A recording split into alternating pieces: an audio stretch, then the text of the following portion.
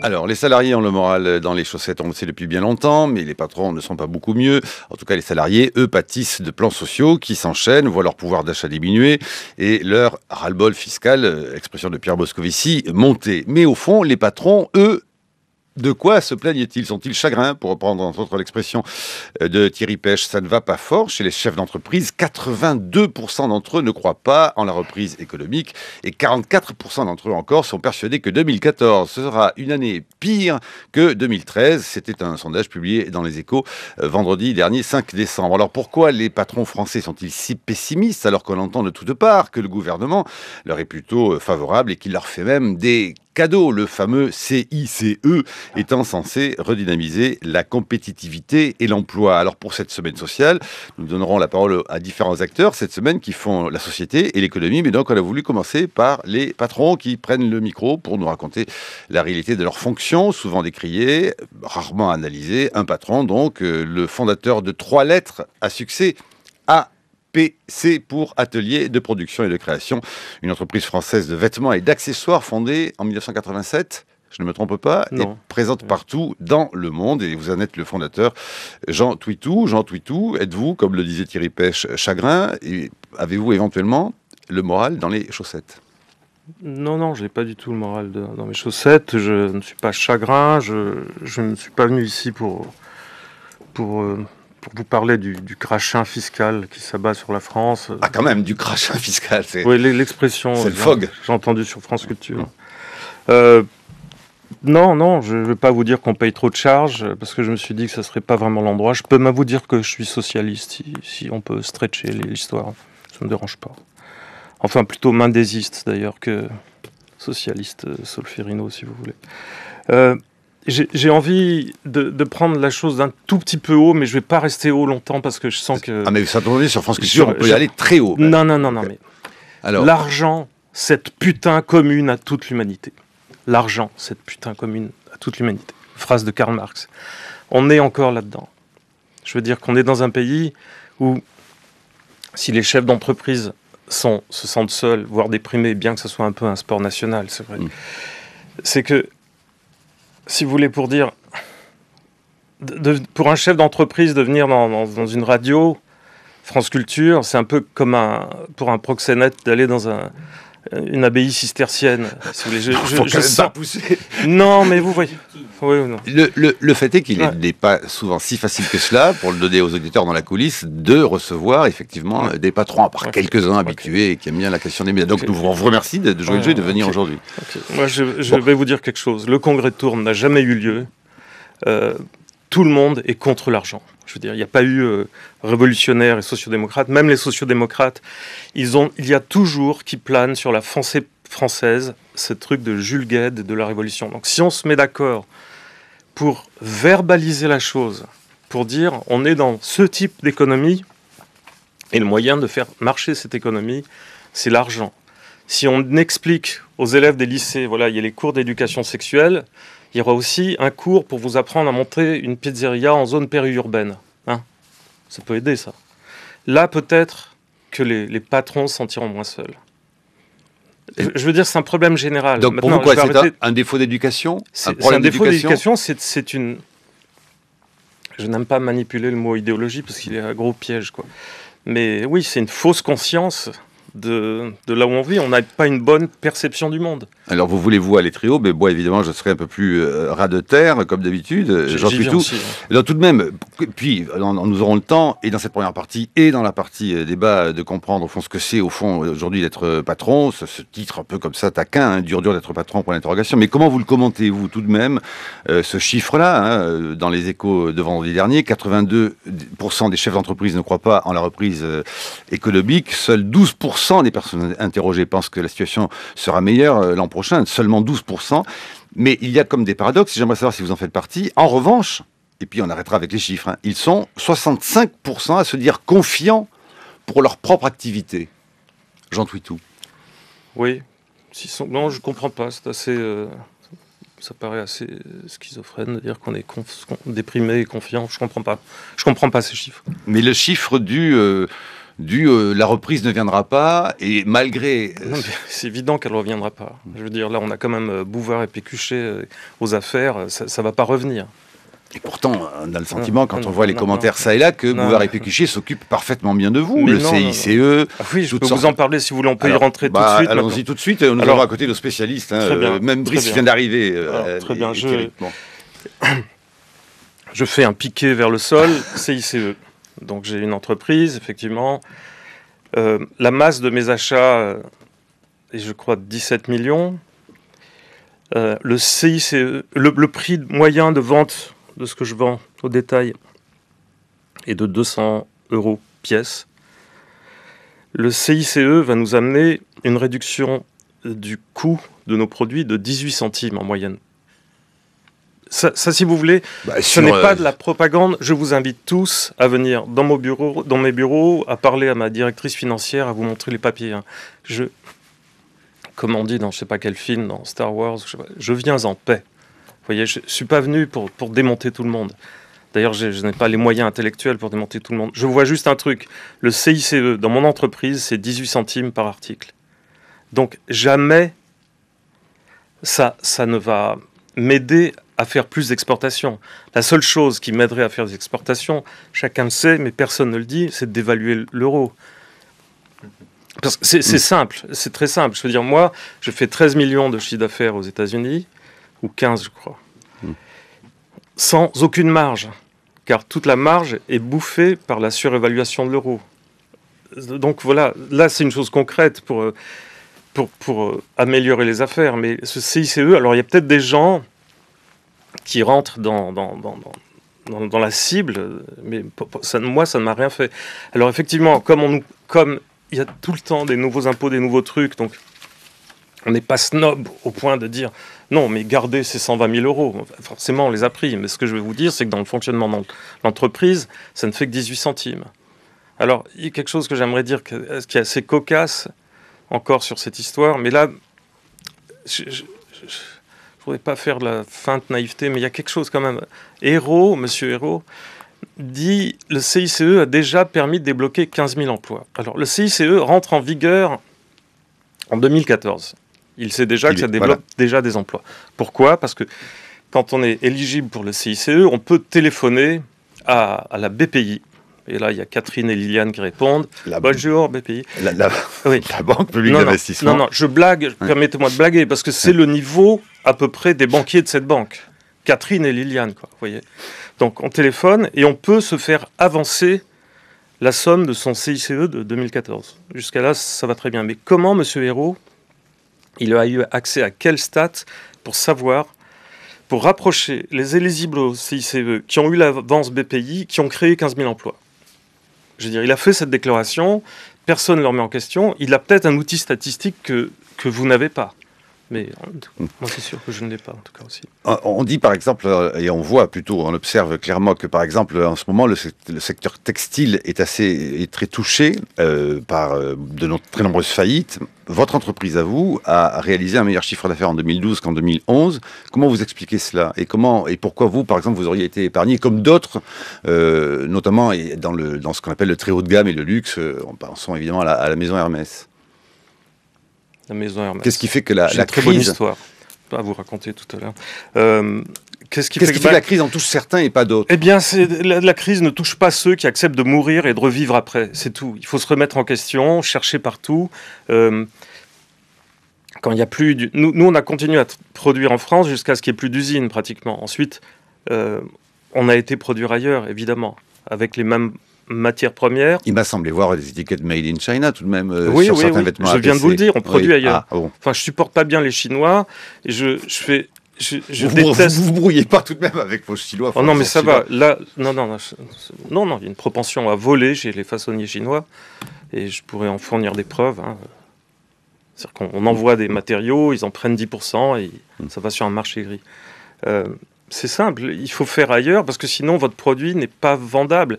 Il est vendable, mais avec la moitié de sa marge. Et là aussi, je vous invite à venir constater mes comptes. J'ai fait récemment une collection de robes assez chic avec Vanessa Seward. J'ai utilisé des tissus de Lyon.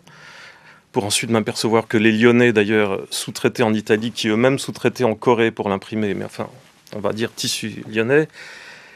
Et j'ai eu envie une sorte de coquetterie, je sais pas. Je me suis dit, tiens, on va faire tout made in France. C'est très simple, enfin, je le savais sur le papier, mais je voulais juste le vérifier. Il y a eu zéro profit. Il y avait zéro marge. Donc, quand M. Montebourg dit produire en France, oui, je peux produire cette chemise en France. Une marque concurrente, néanmoins amie, comme des garçons, produit la même chemise. Elle coûte 280 € si elle est produite en France. Et moi, je la trouve déjà assez chère chez un façonnier vendéen établi à Bizerte, en Tunisie. Elle me revient à un certain prix qui fait que je la vends à 140. Et en plus, j'ai pas des marges abominables. D'ailleurs, les banquiers se moquent de moi parce qu'ils trouvent que je gagne pas assez d'argent. Vous voyez. Donc, on en était où ? Pourquoi est-ce qu'on produit... oui, on est forcé de produire à l'étranger. Qu'est-ce qui fait que, oui, l'étranger, et que vous supportez tout de même pas trop mal la crise ? Non, je supporte tout à fait bien la crise. Je crois qu'on est en augmentation consolidée de 10%. Mais je crois qu'on est quand même en recul de 3% sur la France, à position semblable, quoi. C'est pas terrible, la France. Une crise de consommation, quand même, en France. Et ceux qui font faillite, selon vous, c'est quoi ? C'est des défauts de gestion, défauts de qualité ? Je crois que je vais reprendre le manche. Donc, dans la compétitivité, on dit qu'il y a la compétitivité coût, la compétitivité produit. Alors, la compétitivité coût, ce qui est amusant, j'étais hier à Milan, parce que pas pour le travail, mais pour m'amuser, pour m'amuser. Pour avoir un taxi qui ne sente pas le chien mouillé et tout ça, quoi. Et un bon café. Et je parle à des copains qui ont... un jeune copain qui a une affaire là-bas, qui m'a dit, mais tu sais, on a autant de charges que vous. On paye autant d'impôts presque. Je veux dire, il n'y a pas l'ISF, mais il y a des trucs encore plus tordus. Et je lui dis, mais qu'est-ce qui fait que vous en sortez ? Il me dit, non, mais on ne s'en sort pas complètement bien non plus. On a été assassinés parce qu'ils appellent les spreads là-bas, le taux auquel ils empruntent l'argent. D'ailleurs, je ne sais pas par quel miracle ça ne nous est pas tombé dessus en France. Le jour où ça tombe sur la France, on va rigoler. Mais il y a une chose en Italie, si vous voulez, je ne sais pas comment vous dire. Les gens sont fiers de leurs produits, ils sont fiers de leur société, Il y a partout en Italie, vous prenez une bretelle d'autoroute, il y aura toujours un type qui va bricoler un truc, qui va fabriquer quelque chose. Moi, j'ai un bateau. Quand je me brosse les dents dans mon bateau, je regarde toujours l'évier en inox. C'est marqué Made in Italy. Ce bateau, je l'ai acheté dans un chantier finlandais de garde-côte qui ne fabrique que 150 bateaux par an. Donc, il y a un Rital qui a trouvé le moyen de trouver un Finlandais pour lui vendre ses 150 trucs par an. Ce que je veux dire, c'est que j'ai l'impression que... Alors, est-ce qu'on est assis sur une excellence passée qui nous paralyse ? Mais je pense qu'on n'est pas assez amoureux de ce que l'on fait. Je veux dire, un salon, quand il y avait encore des filateurs français, je m'en souviens très bien, j'avais un salon qui s'appelait Expophile, j'arrivais à l'heure du déjeuner, les filateurs français à l'heure du déjeuner, mais c'était la cochonaille, les trucs, et ils vous regardaient même pas. Enfin, ils vous demandaient, vous faites combien comme chiffre ? Ah bon non, sandwich, bière. Et alors que les Italiens ne vous demandaient jamais combien de chiffres vous faites. Ils essayent de savoir qui vous êtes, comment ils vont pouvoir vous enrober, vous vendre quelque chose. Alors je pense que, si vous voulez, il y a la mentalité et il y a la paralysie, parce que tout coûte trop cher à faire, c'est vrai. Mais une fois que on a la chance de pouvoir contourner cette difficulté, il faut bien qu'il y ait une difficulté quelque part quand même. Ensuite, il y a cette mentalité du non, ça ne va pas être possible. Là. Est-ce que ce qui vous prête au fond d'être un peu schizophrène, dit patron de gauche, licencié en histoire-géographie, très proche des milieux rock, puis devenu patron, est-ce que vous dites parfois que vous êtes devenu le personnage qu'éventuellement... Quoi, vous n'aimiez pas quand vous étiez plus jeune ? Fréquentant les cercles trotskistes, croisant Jospin chez les lambertistes. Oui. Michel, qui était le nom de... C'était son frère. Ouais, c'est ça. Oui. Non, le pseudo, dans le parti où j'étais, qui s'appelait l'OCI, le pseudo de Jospin, c'était Michel. Ouais. Si, c'est un choc. Mais le choc, si vous voulez, c'est pas de toucher à l'argent. Pour moi, ça m'a jamais choqué. Le choc, c'était plutôt de passer de... je vais être prétentieux là. De passer de Hegel à Nietzsche. C'est-à-dire d'arrêter de penser qu'il y a un sens de l'histoire, qu'il fallait absolument faire la révolution, et d'essayer de sauver le monde existant plutôt que de le changer complètement.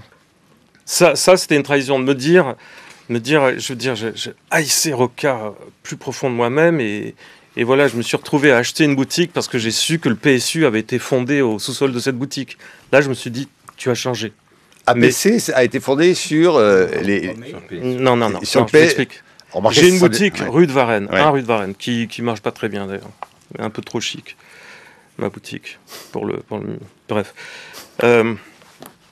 J'ai une boutique rue de Varennes. L'agent immobilier, vous savez, les agents immobiliers, ils vous racontent des trucs pour être sûr que vous achetiez leur bien. On descend dans la cave, je dis, elle est bien cette cave, elle est assez saine, enfin, j'échange des banalités. Elle me dit, oui, d'ailleurs, le PSU a été fondé dans cette cave. Alors je me suis dit, je signe. C'est prédestiné. Vous voyez, non. Et vous m'auriez parlé du PSU en 70, mais c'était la petite bourgeoisie contre-révolutionnaire, vous voyez. Vous étiez très hostile. J'étais très hostile. J'ai eu l'extrême chance de rencontrer Pierre Mendès France mais pendant un quart d'heure. Hein. Et j'ai un peu compris, là aussi, la vie économique. À savoir que le type ne voulait pas la propriété collective des moyens de production, clairement. Alors je me suis interrogé sur qu'est-ce que c'était sa vision du socialisme. Et j'ai un peu lu sur lui. Et de lui. Et j'ai vu que je ne sais pas ce que vous en pensez, mais est-ce qu'il faut faire la révolution ou pas, quoi? Mais quelle révolution? Vous imaginez bien qu'en ce moment, il y a des auditeurs qui se disent « Mais qui est ce patron qui nous parle de son bateau en Italie et qui nous dit qu'il veut faire la révolution ?» Mon bateau n'est sur aucun port d'attache exotique, je tiens à préciser, il est français. Non, mais je pose la question sérieusement, parce que c'est pas hypocrite ce que je vous dis. Je veux dire, le mode de pensée français fait qu'on sent qu'il y a une sorte de surmoi révolutionnaire qui... Oui, c'est Jules Guesde qui est partout. 8h17, c'est l'heure de retrouver la chronique de Brice Couturier. Bonjour Brice. Bonjour Marc. L'empereur des Français, Napoléon Ier, exilé à Sainte-Hélène et rongé d'amertume, écrivait, je cite, « Il est dans le caractère français d'exagérer, de se plaindre et de tout défigurer dès qu'on est mécontent. » Fin de citation. À entendre les patrons français se plaindre du gouvernement de Jean-Marc Ayrault, on a le sentiment qu'ils affrontent je ne sais quel Moloch vénézuélien ayant détruit les mécanismes de l'économie de marché au point de devoir fixer le niveau de production et le prix des voitures, car ce qui vient d'arriver en ce moment au Venezuela. Car enfin, François Hollande, ancien élève d'HEC, n'a pas laissé rue de Solferino l'image d'un marxiste-léniniste. Quant au Premier ministre, ancien militant du mouvement rural de la jeunesse chrétienne, il peut difficilement passer pour un sous-marin trotskiste. Alors, à quoi attribuer le mouvement d'exaspération patronale qui se multiplie? À Lyon, on a vu 2000 chefs d'entreprise brandir un carton jaune à l'adresse du gouvernement, geste symbolique et terriblement photogénique. Le 52e baromètre des TPE, les toutes petites entreprises, les très petites entreprises, situe la cote de confiance du gouvernement auprès de ces chefs de très petites entreprises à son niveau le plus bas, 13% seulement qui font encore confiance au gouvernement. Qu'elles soient grandes ou petites, situées dans la vieille ou dans la nouvelle économie, les entreprises semblent tout près du sentier de la guerre contre le gouvernement. De son côté, ce gouvernement qui joue son va-tout sur l'amorce d'une reprise de l'activité susceptible d'enclencher enfin une baisse du chômage, n'a aucun intérêt à se mettre à dos le monde de l'entreprise parce que c'est là où se créent les emplois. Alors pourquoi cette fronde? Pourquoi cette incompréhension mutuelle? Eh bien, il y a d'abord l'impression d'improvisation constante qu'offre ce gouvernement, cette manière de procéder par petites touches à la manière impressionniste plutôt que par aplat franc et net. Le résultat, c'est qu'on se demande à quoi pourra bien ressembler le tableau une fois achevé, et si le peintre lui-même en a une idée précise. Or, les patrons, qui doivent faire face à un environnement économique mouvant, s'adapter en permanence à l'état de leur carnet de commandes, ne détestent rien tant que de voir leur situation déjà compliquée, aggravée par un environnement fiscal et juridique instable. Ils ont besoin de règles du jeu qui ne changent pas tous les ans, faute de quoi ils s'abstiennent d'investir, ils s'abstiennent d'embaucher en attendant que les choses soient redevenues claires. Or, selon Jacques Attali, 37% du Code général des impôts et 40% du Code du travail ont été modifiés depuis l'élection de François Hollande. Il y a ensuite un problème de sociologie. Le Parti socialiste ne recrute pas dans le monde de l'entreprise. C'est un parti de fonctionnaires et de professionnels de la politique. À l'Assemblée nationale, d'ailleurs, les députés fonctionnaires sont, paraît-il, majoritaires. Les entrepreneurs et assimilés ne sont que 3% de l'Assemblée nationale contre 25% en Grande-Bretagne. Les diatribes d'Arnaud Montebourg, un avocat qui n'avait aucune expérience du monde de l'entreprise avant d'écoper du ministère du redressement productif, contre tel ou tel chef d'entreprise français ou étranger ont eu un effet désastreux. Et puis, il y a cette anomalie française, pour reprendre l'expression du président d'honneur de Saint-Gobain, Jean-Louis Beffa, des charges sociales pesant sur les salaires d'un niveau très supérieur à ceux que paient les entreprises allemandes, par exemple, qui découragent l'embauche et pénalisent nos entreprises à l'exportation. Reconnaissez que le gouvernement en a pris conscience, et c'est pour y remédier qu'il a imaginé, en effet, ce crédit d'impôt pour la compétitivité et l'emploi qui va alléger malgré tout le coût du travail des salaires inférieurs à 2,5 fois le SMIC. Alors vous venez nous dire, Jean Twitou, que dans le cas de votre entreprise, c'était une goutte d'eau dans la mer. Vous nous avez même estimé à moins d'1 euro pour des pièces qui en valent 200. Alors, si vous ne voulez pas du CICE, que voulez-vous ? La chronique de Brice Couturier sur franceculture.fr. Jean Twitou. Ok, je veux rien, moi, ça va. Je vous dis, tout va bien. Enfin, alors pourquoi êtes-vous si mécontent contre ce gouvernement ? Non, je ne suis pas mécontent. J'aimerais bien qu'ils réussissent. Je n'ai pas envie de les couler. C'est juste qu'ils sont ignorants, quoi. Je veux dire, ils ne sont pas hostiles à l'entreprise. Bon, il y a une partie hostile à l'entreprise, pour les raisons de superstructure, qu'on en parlait tout à l'heure. Bon. Mais il y a une partie qui n'est pas hostile. Mais la partie qui n'est pas hostile, elle ne comprend pas l'entreprise. Et elle ne comprend pas l'entreprise parce que ça ne fait pas partie du savoir commun de l'humanité française de connaître l'entreprise. Et les gouvernements de droite la comprennent mieux ? Mais pas du tout. Sociologiquement, mais pas du tout. Ils sont tout aussi ringards. S'ils connaissent le capitalisme monopoliste d'État, comme disait Georges Marchais, ils connaissent les grosses choses, mais ils ne savent pas. Ils sont tous macro, personne n'est micro. Ça, c'est ce que je voulais dire. Macro, MACRO. Non, vous ne me prêtez des pensées. Non, Macroéconomie as opposed to microéconomie. Oui, mais donc, quand même, pardon, Jean Twitou, on va tout de même retenir qu'une fois de plus, les patrons ne sont jamais contents. Non, je suis très très content.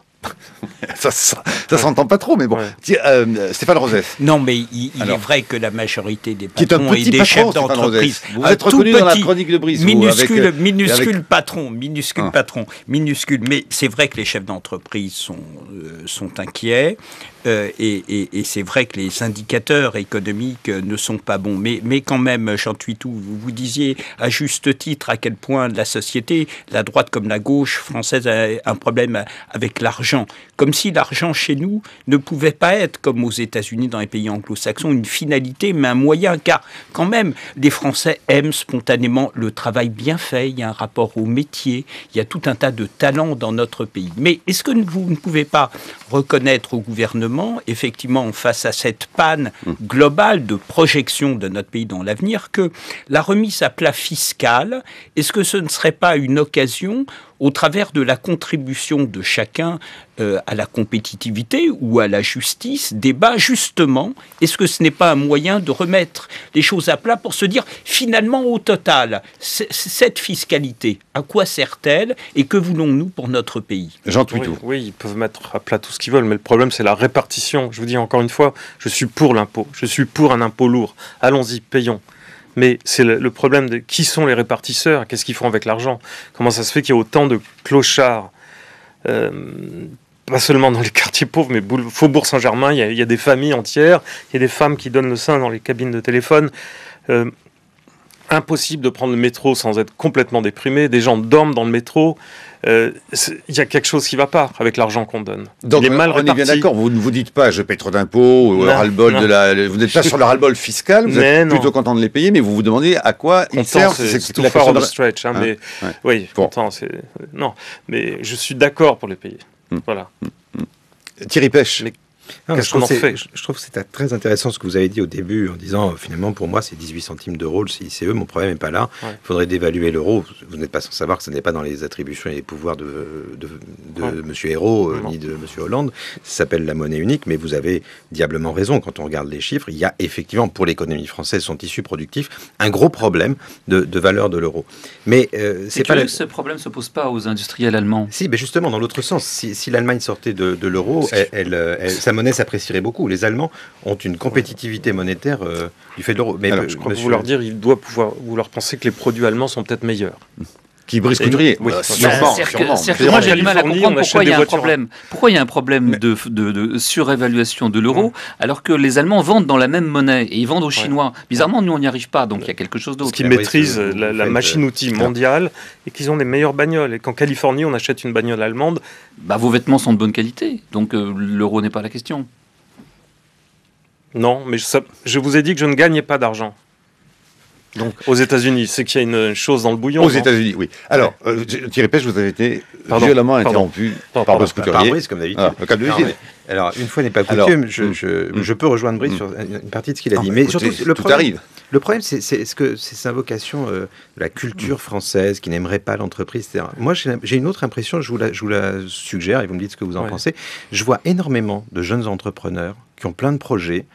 Quand on regarde les statistiques de création d'entreprises, c'est vrai qu'il y a beaucoup d'auto-entrepreneurs là-dedans, mais elles sont considérables. Oui. Il y a une énergie dans ce pays qu'on ne nomme pas assez souvent. J'ai plutôt l'impression que c'est dans, je dirais, les élites médiatiques, politiques, sans leur jeter la pierre, parce que ça peut vite avoir un fumet populiste désagréable, mais qu'il y a effectivement un manque de culture de l'entreprise et que les gens qui la connaissent, comme quelques-uns ici, se disent que parfois, effectivement, ils n'ont pas fait assez de microéconomie. C'est pas plutôt ça le problème? Oui, c'est vrai qu'il y a dans la jeunesse française une appétence au projet. Je veux dire, il y a beaucoup de projets qui se montent. Quand ils se montent quand même et quand les projets ont 2 ou 3 ans, et moi j'ai beaucoup de prestataires de services dans les médias, des trucs comme ça, qui ont monté leur boîte, qui me font leurs factures, attaché de presse, machin, et qui disent tous la même chose. On ne peut pas vivre. On ne peut pas vivre. On a fait une très bonne année, mais on ne va pas distribuer de bénéfices, parce qu'on va toucher encore moins que ce qu'on avait en travaillant moins, quoi. C'est un peu ça. Je ne dis pas que le français est mauvais, qui fait que des mauvaises choses. Il y a beaucoup de gens qui veulent faire des choses. C'est juste très, très difficile, même une fois qu'on est arrivé à monter son projet, quand on est en face du crachat fiscal et quand on est en face de toutes les difficultés administratives, c'est difficile de tenir. C'est ça que je pense avoir survécu, là, si vous voulez. Mais honnêtement, pardon, le crachat fiscal vous concerne. Si vous payez, si le CICE ne vous rapporte que 18 centimes d'euros, c'est que votre masse salariale n'est pas très élevée. Oui, et donc les problèmes de charges sociales, tout ça, c'est pas tellement votre problème principal. Ma masse salariale est très élevée. Il se trouve que je paye les gens plus que 2 SMIC et demi. Non, mais le CICE, il est proportionnel à la masse salariale. Oui, à la masse salariale. Vous avez lâché 120 000 euros, c'est que votre masse salariale n'est pas très élevée.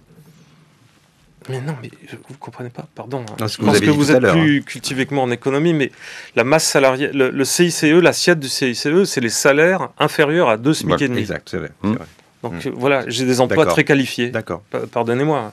C'est un des problèmes du CICE qu'il faut souligner. Alors, moi, je suis assez remonté contre le CICE. Parce que regardez ce qui se passe maintenant. On voit les résultats concrets, effectivement. Qui sont les bénéficiaires du CICE? C'est la grande distribution et la poste. C'est-à-dire des gens qui ne peuvent pas délocaliser par définition. Or, le CICE a été conçu dans l'esprit du gouvernement pour empêcher les délocalisations, pour inciter les industriels à rester sur place. Or, ça ne les incite pas. Visiblement, c'est un échec. Donc, il faudrait réviser le CICE en fonction des besoins de l'industrie française pour lui permettre de rester sur place. Est-ce qu'on peut quand même, pardon, à ce stade-là, moi, je voudrais faire un petit encadré pour savoir, peut-être avec vous, Thierry Pêche, si le CICE ne profite pas à Jean Twitou, tout de même, est-ce qu'il profite à d'autres? Est-ce que on n'est pas au fond là, quand même, sur une question de taille d'entreprise? Est-ce qu'en France, quand on parle des patrons et des entreprises, on ne se mélange pas un peu les pinceaux entre la taille, tout simplement, des entreprises qui ont des... Et du coup, des manières de fonctionner de façon très différente. Une très petite entreprise n'est pas une PME, qui n'est pas à la fois alors une énorme entreprise. Non, mais c'est pas ça. C'est pas ça qui fait la différence. La différence, c'est ce qui vient d'être dit, c'est le calibrage de la mesure qui est entre 0 et 2,5 SMIC. C'est à cette tranche de la masse salariale que ça profite. Et du coup, c'est vrai que c'est pas calibré pour profiter d'abord aux entreprises industrielles. Pour ça, il aurait fallu mettre la mesure entre 1,5 et 3,5, c'est ce que proposait Gallois. Et bon, donc on a fait un autre choix, qui est un choix plus tapis de bombe, mais aussi plus évasif. Brice Couturier. Allez, passons à autre chose. Il y a des patrons de gauche, il y en a plusieurs, et je veux citer Olivier Mathieu, qui vient de publier un bouquin chez Plon qui est très bien, qui s'appelle La gauche a mal à son entreprise. C'est le cofondateur de Price Minister, et puis c'était le porte-parole du mouvement des pigeons. Alors ce qui est assez fascinant, c'est que les patrons n'arrêtent pas de se plaindre, je le dis, je me faisais l'écho moi-même en disant que l'Assemblée nationale et le Parti socialiste au pouvoir sont des partis de fonctionnaires, mais eux-mêmes ne s'engagent jamais en politique. Alors justement, quand il y en a un ou deux de temps en temps qui dit, comme vous, qu'il a des idées de gauche, mais pourquoi ne faites-vous pas de politique? vous seriez mieux entendu si vous vous impliquiez dans la vie politique. Mais on a l'impression que le monde de l'entreprise et le monde politique en France sont absolument étanches. Voilà, Jean Twitou, fort Écoutez, président. monsieur, j'ai fait mon service militaire, j'ai été militant pendant 6 ans, j'ai laissé 6 années de ma jeunesse, ça m'a fait découvrir, entre autres, des philosophes que j'aurais jamais dû lire parce que ça m'a rien amené. Pardonnez-moi, non, ça va, j'ai donné. Là. Je sais très bien que le monde politique, c'est des professionnels, c'est comme des requins de studio dans la musique, c'est des gens avec qui on ne peut pas parler. C'est des gens qui parlent... Dans les pays anglo-saxons, il y a des tas d'industriels, des tas d'entrepreneurs qui sont mis à faire de la politique. Ouais, non, mais quand François Hollande parle, il parle une langue, ok, incompréhensible. Incompréhensible. Ok, Sarkozy parlait comme un charretier, Carla et moi, c'est du sérieux. Mais Hollande, on ne comprend rien. Vous pouvez prendre ces phrases, les analyser, convoquer des grammatologues, vous ne comprendrez rien à ce qu'il dit. Je n'ai pas envie de participer à ce truc. C'est pour la santé, pour des raisons de santé personnelle. Est-ce que ça ne provient pas du fait que, comme entrepreneur, vous avez une vision stratégique de là où vous devez aller, alors que François Hollande est un excellent technicien qui est plutôt sur la question du comment? Est-ce que c'est une question culturelle? Parce que le paradoxe, c'est que François Hollande a été, pour ceux qui l'ont suivi, un très bon professeur d'économie, alors à Sciences Po. Donc on entend ce que vous dites, hein, il y a en France une culture de la macroéconomie par rapport à la microéconomie, mais justement, pour revenir à des choses qui se font, est-ce qu'il n'y a pas des avancées possibles pour aider justement des chefs d'entreprise? Est-ce que la simplification fiscale, par exemple, ce n'est pas quand même aider beaucoup tous ceux qui, au quotidien, doivent à la fois innover, penser stratégiquement, et puis ont des contraintes où leur temps est quand même beaucoup pris à des questions très administratives? Oui. Jean Twitou. Oui, excellent, ce point sur les questions administratives. Je vais revenir encore plus rasmote. Je fais souvent des essayages dans mon métier. Un col de chemise mal réglé, j'ai besoin de convoquer un mannequin parce qu'on m'a dit, tiens, je peux pas mettre de cravate avec tes chemises, il faut que tu nous règles ça. On fait venir un mannequin. Le mannequin, même s'il vient 10 minutes, on va le payer 1 heure, mais ça, c'est pas grave. Pas 1 heure. Mais l'embauche de ce mannequin qui va venir mais une trentaine de fois dans la semaine pour des essayages, c'est qu'à chaque fois qu'ils viennent, on doit faire un contrat de travail. Et ensuite, un chèque. Vous comprenez que ça prend, en temps de gestion administrative, du temps. Et je vais fermer le guichet là, du truc petit patron qui râle, mais c'est insupportable ce truc. C'est une connerie noire. On s'arrange différemment dans ces cas-là. Je ne m'arrange pas différemment. Oui, monsieur. La plupart des gens. Non, le noir, ça n'existe plus. Non, ça existe chez les gros truands, le noir. Il faut arrêter de rêver. Le noir, mais quoi, le gris alors. Voilà. Oui, non. Un mannequin vient, vous devez lui faire un contrat de travail, monsieur. Un ingénieur du son, parce que je fais aussi un peu de musique, un ingénieur du son, là ça se complique un peu plus parce qu'il y a les intermittents du spectacle. Bon, tu vas me payer comment? Parce que là j'ai fait assez d'heures, tu comprends, et sinon je ne vais pas toucher le chômage. Voilà. Ces choses sont incompréhensibles, insupportables. Alors, vous disiez tout de même, Jean Twitou, qu'on ne comprend rien et quand même un spécialiste en grammatologie ne décrypterait pas les discours de François Hollande. Il a pourtant été très bien compris, le discours de François Hollande pendant la campagne électorale, quand il a dit notamment, et ça faisait partie des attentes des Français, quand il a dit « mon ennemi c'est la finance », et quand il a tout de même fait une campagne électorale basée sur justement une réforme fiscale et de se faire comprendre, et je crains fort qu'il ait quand même été compris à ce niveau-là, puisque les votes se sont reportés sur lui. Non, les votes se sont portés sur lui parce qu'on n'en pouvait plus. Je veux dire, Sarkozy nous a urtiqué et puis il fallait qu'on aille quelque part. Mais non, son ennemi, il ne sait pas ce que c'est la finance. Il ne sait pas ce que c'est. C'est peut-être un très bon prof d'économie, mais son ennemi c'est la finance. Il ne sait pas comment lutter sur la finance. Ou alors il communique très mal, parce que la lutte sur les excès de la finance, c'est pas du tout avec les comptes en Suisse ou quoi que ce soit que ça se passe, c'est sur le sujet des prix de transfert des grandes sociétés. Et ça, il ne communique absolument pas là-dessus. C'est là que ça se passe. Le nerf de la guerre, c'est là qu'il est. Les 50 milliards par an, c'est là qu'ils sont. Mais là, je ne sais pas pourquoi il ne parle pas de ça. Qu'est-ce qu'on peut faire là-dessus? C'est assez complexe. Hein. Oui, c'est pour ça que je connais bien le sujet, et par anxiété personnelle, j'ai jamais voulu trop... mordre dans ce truc. Hein. Vous savez, vous fabriquez partout sur la planète, donc vous pouvez partout mettre des bureaux d'achat et des trucs pour pomper, pour faire du skimming, comme on dit dans le film Casino, enlever la crème. C'est assez complexe. C'est assez complexe parce que les cabinets d'avocats sont très très pointus là-dessus, vous font payer des services très très chers. Je ne sais pas ce qu'ils peuvent faire. Oui, ce qu'ils ont fait de malin, c'est d'embaucher au gouvernement. Ils ont débauché des grandes banques d'affaires, des employés de grandes banques d'affaires pour qu'ils leur donnent tous leurs plans pour voir. Mais c'est assez complexe. Il y a une proposition, parce qu'on parle toujours des choses de trop haut pour les voir vraiment, il y a une proposition qui n'est pas inintéressante, qui est de dire aux entreprises, vous allez nous indiquer au début de votre exercice budgétaire vos prix de transfert. Comme ça, on sera sûr que vous ne les ajustez pas à vos profits pour faire remonter les profits dans des paradis fiscaux. Ça vous semble rationnel ? Oui, c'est parfait, oui. Le gouvernement va être content de l'entendre. Oui, c'est très bien, ils font ça. Mais ils ont en face d'eux des cabinets d'avocats très, très, très forts. Brice Couturier. Alors justement, là, il y a un des problèmes qu'évoque Olivier Mathieu, que je disais tout à l'heure, c'est qu'effectivement, on a effectivement affaire à un gouvernement qui a l'air d'être plus attentif, contrairement aux apparences, à la finance, ne serait-ce qu'à Bercy, où les liens entre le monde de la finance et de la banque et le monde de la haute fonction publique sont très liés. Plus à la finance en réalité qu'au monde de l'économie productive. Est-ce qu'il n'y aurait pas là un axe pour la gauche au pouvoir de se rapprocher des entrepreneurs, de l'économie productive, ceux qui font quelque chose, plutôt que dans la mesure où effectivement l'État a besoin d'emprunter en permanence et donc pour devoir emprunter sur les marchés financiers, il a besoin d'être en bonne intelligence avec ses marchés, plutôt que donc encore une fois tout en proclamant détester la finance et la combattre, en réalité, lui être très acquis. Quand on voit la timidité de notre réforme bancaire en France, encore une fois, par rapport aux autres réformes bancaires qui ont été entreprises dans d'autres pays du monde, comme la Grande-Bretagne, on voit qu'effectivement, le gouvernement actuel, le moins qu'on puisse dire, il n'est pas particulièrement hostile au monde de la finance. Jean Trudeau. Je voudrais dire quelque chose un peu bête, mais il faudrait sortir des think tanks et organiser des do tanks. C'est bête, hein. Il faut faire des trucs. Moi, j'ai 2 idées, je peux vous dire là maintenant tout de suite. Je peux vous créer 300 emplois tout de suite maintenant au Havre.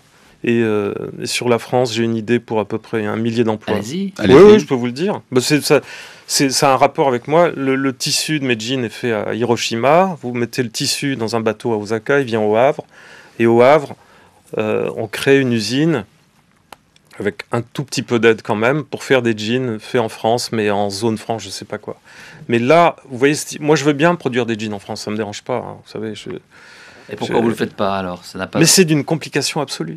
C'est pas parce que c'est trop cher. Mais c'est trop compliqué. Oui, c'est très compliqué, c'est très cher.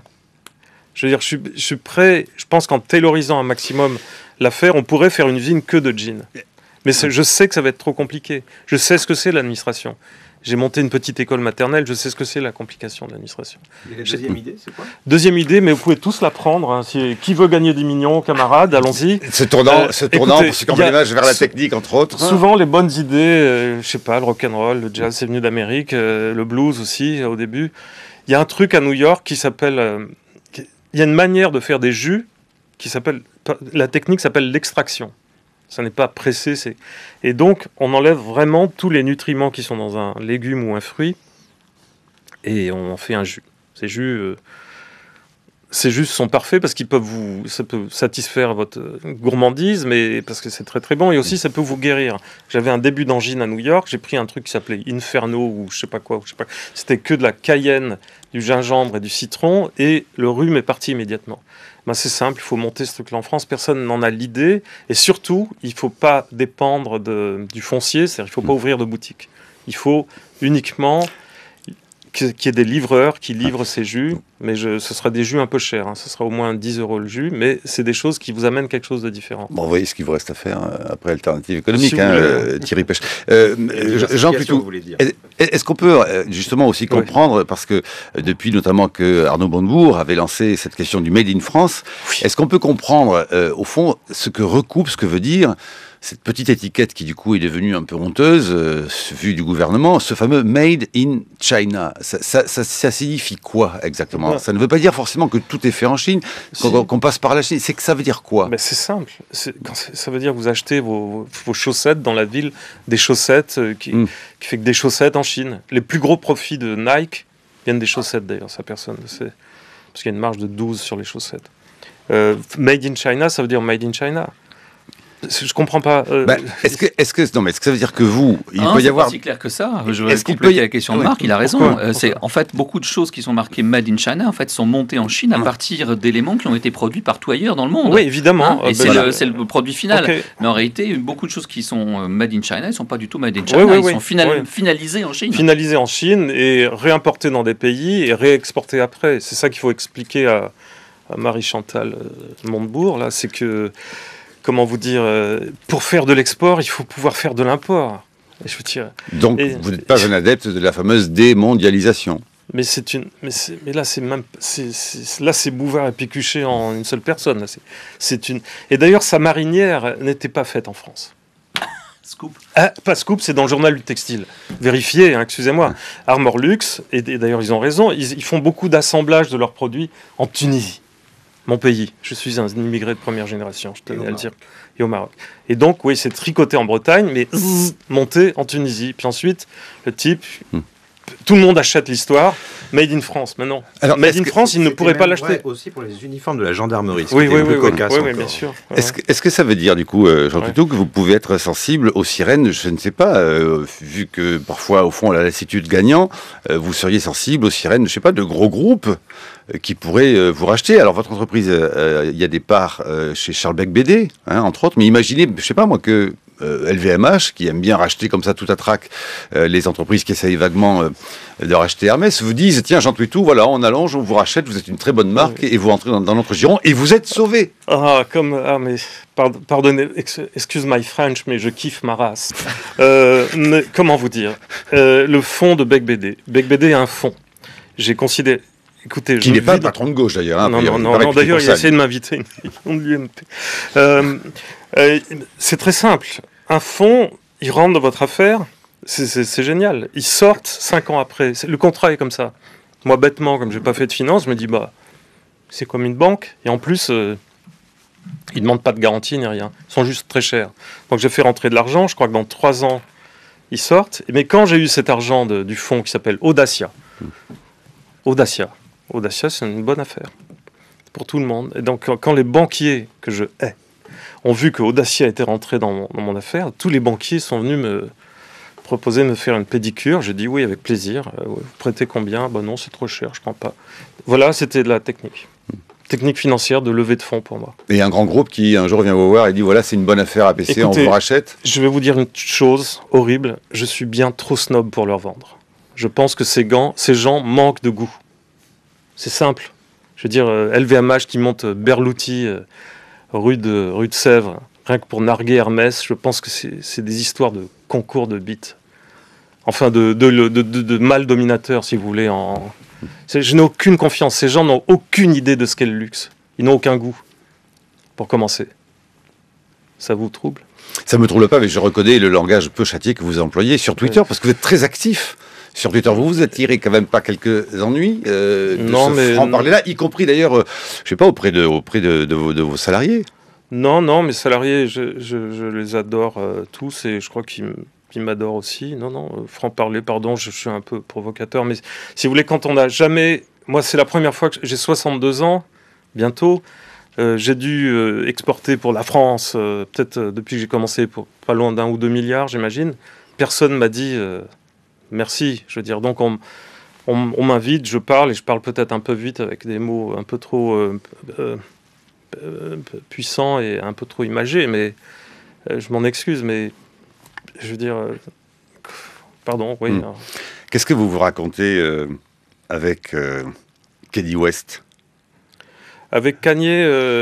Kanye West, voilà. Kanye veut dire Kanye West. D'ailleurs, j'avais une histoire à raconter, parce que ça, c'est sur la partie... compétitivité, produit, et puis état d'esprit, vibe. Un jour, il me dit, tiens, il y a... Donc, on peut dire les noms de maisons ici. Il y a Hermès qui m'invite à visiter les ateliers. Je lui dis, trop cool, on va visiter les ateliers. Alors, on est là-bas, alors ouais. Je crois savoir que vous aviez rêvé à une époque petite de travailler chez Hermès. Ouais. Hein, on peut le dire. Non, les ateliers du Faubourg. Ouais. Il y a effectivement, ils gardent une petite chose. Avec le musée. Oui, et là, on nous montre effectivement le musée qui est très beau, et on nous montre un artisan qui était en train de travailler pour un monsieur japonais qui voulait absolument un attaché-caisse où il voulait absolument pouvoir mettre 10 millions de yens. Alors, je ne sais pas ce que faisait ce monsieur dans la vie. Ça ne fait que 100 000 euros, mais voilà. Ouais. C'était en autruche verte ou quoi. Ouais. Bon, je regarde. Ah oui, okay. C'était les commandes spéciales. Oula. Oui, les commandes spéciales. Et puis, on continue à visiter. Et puis là, le monsieur très gentil, au demeurant, qui nous fait visiter, dit, et voilà, là, on a une cuisine, on reçoit nos invités, on cuisine. Et Kanye, naïvement, c'est un Américain, pardonnez-le, il dit, ah mais cool, justement, Jay-Z est en ville, avec sa femme, on vient demain. La réponse. Monsieur Couturier, la réponse. Un chef d'entreprise français. La réponse. Ah ben non, samedi, c'est fermé. Je veux dire, en Italie, le type, je sais pas, on aurait été chez Fendi ou je sais pas quoi, il a dit ouais, ben les cuisiniers ils ont leur samedi, mais c'est pas grave, ma mère viendra te faire des raviolis au pumpkin, je sais pas, c'est la saison en ce moment de faire des. Voyez. Et là, voilà, c'est fermé samedi. C'est-à-dire que le type avait un client complètement gogo. Je veux dire, le Jay-Z, il allait lui laisser, je sais pas combien sur la table. Commande spéciale pour sa femme, il aurait frimé avec sa femme, mais non, c'est fermé le samedi, quoi. Mais en même temps, ça prouve au fond une colonne vertébrale droite, très structurée, qui ne cède pas aux sirènes, ni du bling-bling, ni. Non ? Non, ça prouve de la bêtise, pardonnez-moi. Il fallait... Je veux dire, moi, on me dit, tu vas faire des spaghettis pour Jay-Z et Kanye. Je dis, ouais, dimanche à minuit, je l'ai fait. C'est 2 types drôles, je viens m'amuser avec eux, quoi. Bon. Si en plus, je peux leur vendre 3 tonnes de trucs. Il voudrait vraiment faire de la mode, Kanye West ? Il veut faire de la mode. Il est très créatif, il a très peu de surmoi, et donc il y va à fond. Il s'est endetté pour ça. Des journaux très mal renseignés disent qu'il a 100 millions d'euros, 100 millions de dollars de fortune personnelle. Il a juste 30 millions de dettes, le type. Il a 30 millions de dettes parce qu'il est tombé amoureux de la mode. Il a voulu lancer son projet dans la mode. Il ne sait absolument pas comment s'y prendre. J'ai essayé de le conseiller, j'ai assez peu réussi. Il a fait ses défilés, il s'est fait étrangler, et puis voilà.